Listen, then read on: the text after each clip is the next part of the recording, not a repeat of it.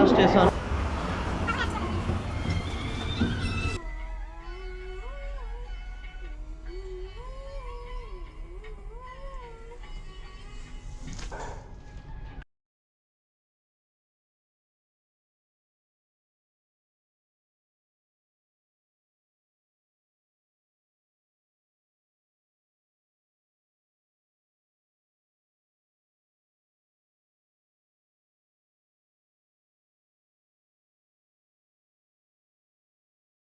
Time প্রায় হয়ে গেছে, তাই বলতে শুরু করে দিয়েছে যে দরজা বন্ধ হচ্ছে। তো যারা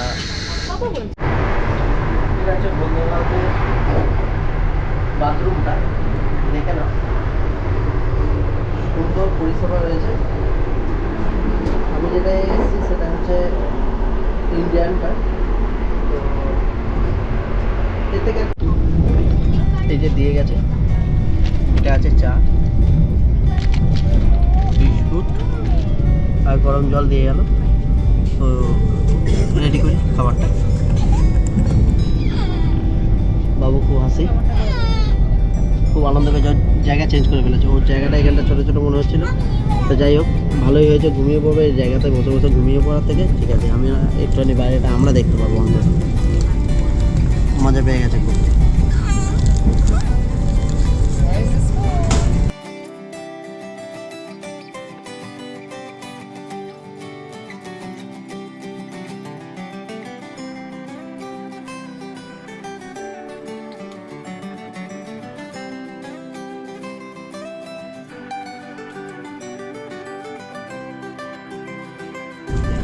উপরে লেয়ারটা দিয়ে দিই,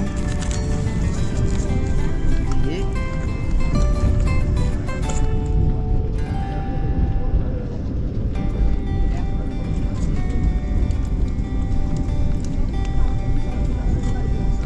স্যান্ডউইচ বলো বা বার্গার যাই বলো,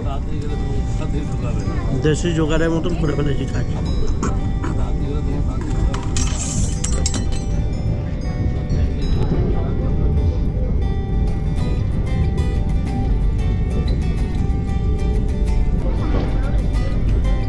দুপুরে লাঞ্চ চলে এসছে। এখন কটা বাজে? এখন বাজে 12:03। সচরাচর আমরা খাই না বাড়িতে, তো কিছু করার নেই, এখন চলে এসছে, খেয়ে নিতে হবে। আমার আর বাবুর আছে ননভেজ, আর মোনার আছে ভেজ। তো ননভেজের যে আইটেমটা একটু দেখে নাও।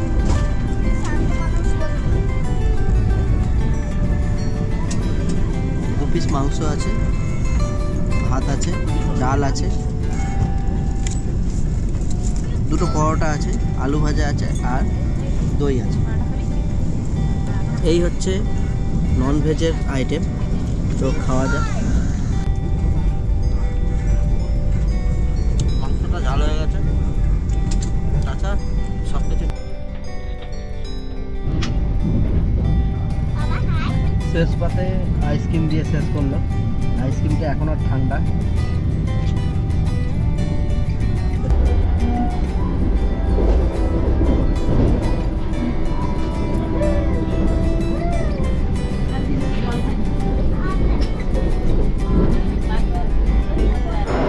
আমরা নেমে পড়েছি, এখন যত সম্ভব 1:30টার কাছাকাছি হবে। তো নেমে পড়ে আমরা এবার বাইরের দিকে বেরোচ্ছি। चलिए बाहर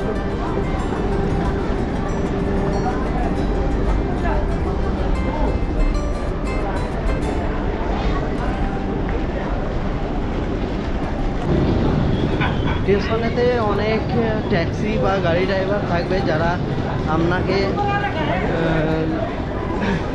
অনেক রেট বলবে। তো আমার মতে বলে যে ওই সব জায়গা থেকে গাড়ি না করে একেবারে স্ট্যান্ডে এসে রিজার্ভ করাটাই আমার কাছে মনে হয় বেটার। তো আপনারা সেটাই চেষ্টা করবেন, কারণ এখান থেকে জেনুইন ভাড়াটা আপনি পাবেন। আর নির্দিষ্ট জায়গায় যেখানে আপনাদের বলবেন আপনারা, সেই জায়গাতেই ওরা পৌঁছে যাবে।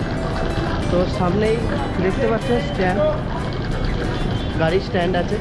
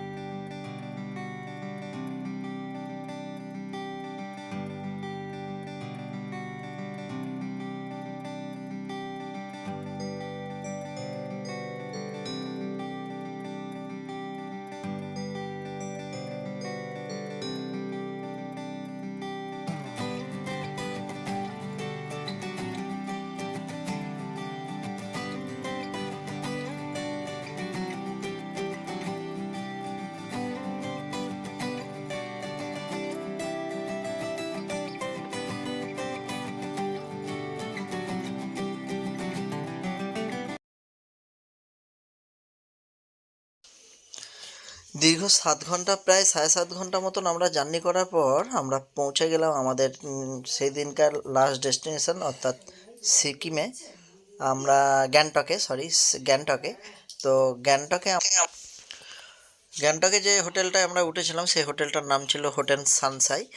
তো হোটেলে আমরা উঠে ফ্রেশ হয়ে গিয়ে একটু রেডি হয়ে রাতের ডিনারটা সেরে নিই, এবং পরে আমি আমার শালাবাবু মিলে বেরিয়ে পড়েছিলাম। রাতের অন্ধকারে আমরা বেরিয়ে পড়েছিলাম গ্যাংটক মেলের দিকে, কারণ সেই দিন ছিল 31শে জানুয়ারি, আর আমরা পরের দিনটা সেখানে 1 জানুয়ারিটা সেলিব্রেট করার জন্যই আমরা পৌঁছেছিলাম।